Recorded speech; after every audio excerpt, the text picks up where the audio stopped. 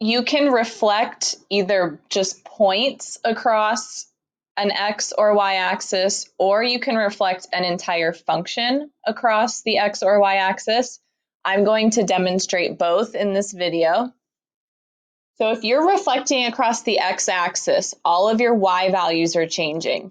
If you are reflecting across the y-axis, all of your x values are changing. So remember, it's always the opposite.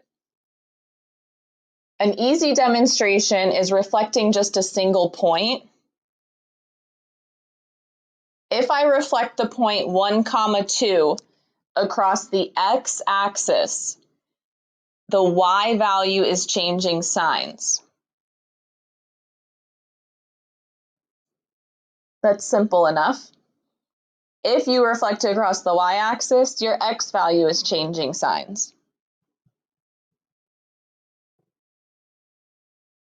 And if you want, you can draw those points and you can see how 1, 2 was reflected across the x and the y in each of those examples.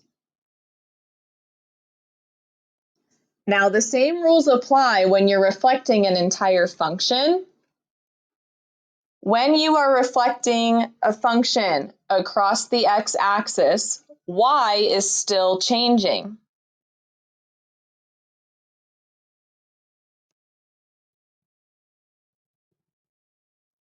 Now remember, f of x is the same thing as y. So that means f of x is becoming negative f of x. When I change the function to negative f of x, that means the entire thing is becoming negative. So you're going to put a negative in front of the entire function and distribute if possible.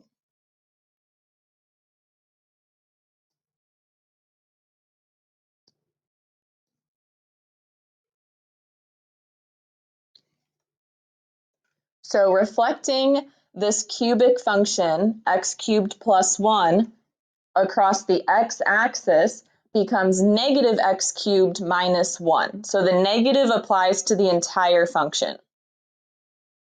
When we are reflecting across the y-axis, x is what's changing. So this time, you're not putting a negative on everything. You're just putting a negative on x. This notation that I just wrote means that every x in the function is becoming negative x.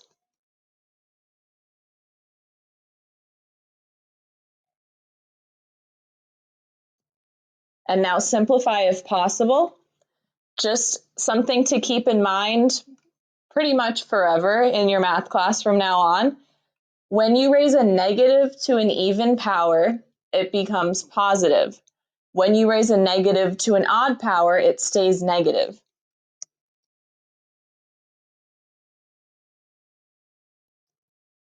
So that negative being cubed stays negative, but notice we still have a plus 1. That sign did not change.